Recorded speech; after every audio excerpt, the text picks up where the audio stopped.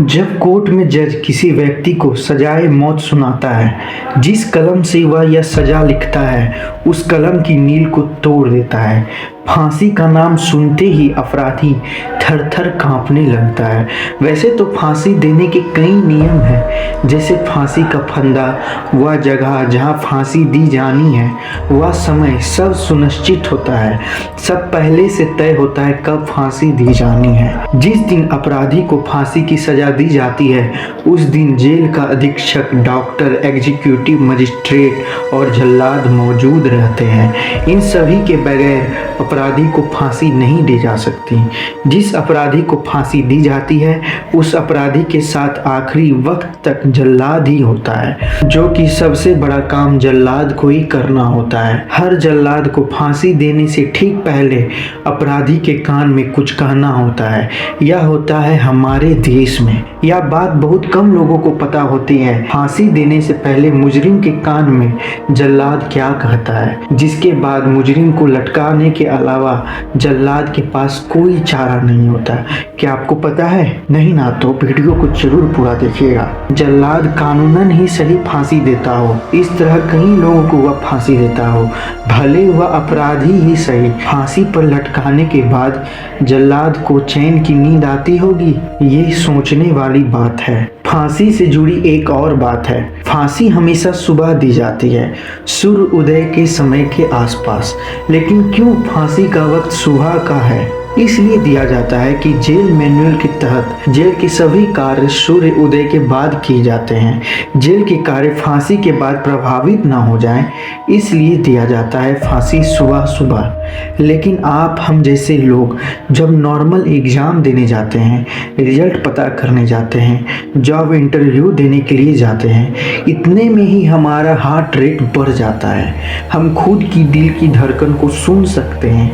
Anxiety अपने चरम पर होती है, घबराहट छुपाई नहीं छुपती। तो सोचिए उस अपराधी को कैसा महसूस होता होगा जब उसे फांसी के तख्त पर चढ़ाया जाने वाला होता होगा, काला कपड़ा उसके चेहरे पर डाला जाता होगा और फिर वह डरावने शब्द, वह शब्द जिनमें कहीं से भी नफरत ना होती है, ना ही गुस्सा होता है, वह सब जल्लाद मैंडेटरी अनिवार्य रूप से बोलता है। शायद इसलिए कि अपराधी की आत्मा शांत हो जाए, ताकि उसकी रूह सुकून से शरीर छोड़ सके, या फिर इसलिए शायद यह शब्द अपराधी के कान में बोलता है ताकि जल्लाद की अंतर्मन में जान लेने का, किसी की जान लेने का अपराध बोध ना हो। ड्यूटी पूरी कर जब जल्लाद अपने घर जाए, खाना खाकर सोने के लिए अपनी आंखें बंद करे, तो आंखों के सामने हुआ फांसी के तख्ते पर वह शरीर लटकता हुआ, झूलता हुआ नजर ना आए। शायद इसलिए जल्लाद कुछ बोलता है। जानते हैं कि अब फांसी से पहले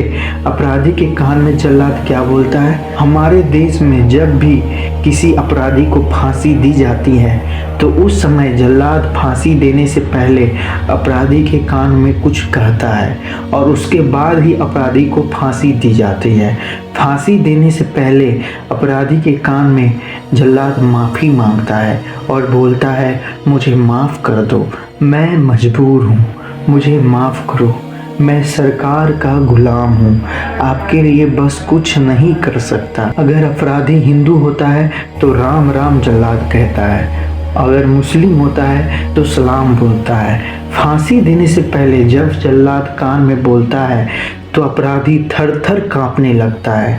यह बात सच है, जिंदगी बहुत सिंपल है, हम इसे कॉम्प्लिकेटेड बना देते हैं। पर यह बात कहीं ना कहीं मानी जरूर होगी कि जिंदगी कुछ लोगों के साथ ऐसे कॉम्प्लिकेटेड सिचुएशन खड़ी कर देती है कि उन्हें या तो अपराध करने में मज़ा आने लगता है या उन्हें अपराध करने के लिए मजबूर होना पड़ता है। कुछ को सज़ा मिल जाती है और कुछ, क्योंकि यह मैन मेड सिस्टम है, कुछ सीधे साधे बच के निकल जाते हैं। दुनिया में जी रहा हर आदमी एक क्रिमिनल है, या आप मानो या ना मानो। कुछ ने बड़े अपराध किए हैं, कुछ ने छोटे, लेकिन एक बात याद रखिए, आपकी क्राइम्स की सज़ा आपको मिले या ना मिले, आपके सबकॉन्शियस माइंड में सब दर्ज हो रहा है, आपके अंतर मन में सब रजिस्टर्ड हो रहा है और अचानक सज़ा मिल ही जाती है।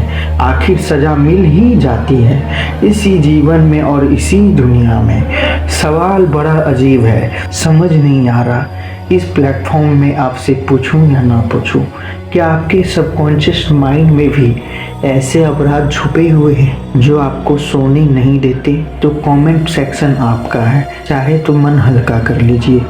तो दोस्तों, इसी तरह की इंटरेस्टिंग वीडियोस को देखने के लिए इस चैनल को सब्सक्राइब कर लें। So thank you for watching.